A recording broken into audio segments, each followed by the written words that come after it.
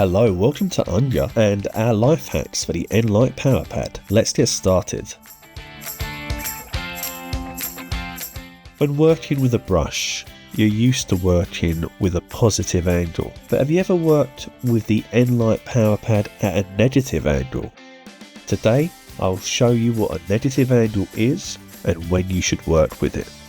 The nLITE PowerPad has a positive angle as standard. However, a negative angle offers completely new possibilities.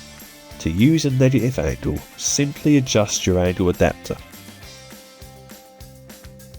But what are the benefits?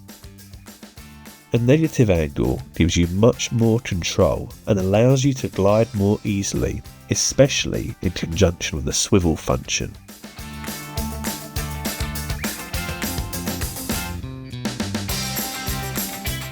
It is important to note that you need a little more space when working, as you should stand a little further away from the pane. If you have limited space, we recommend working with a positive angle. This means you lose a little control while working, but you can stand much closer to the pane.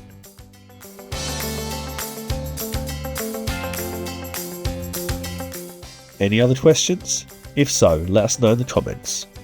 If you liked it, please subscribe to our YouTube channel and give it a thumbs up.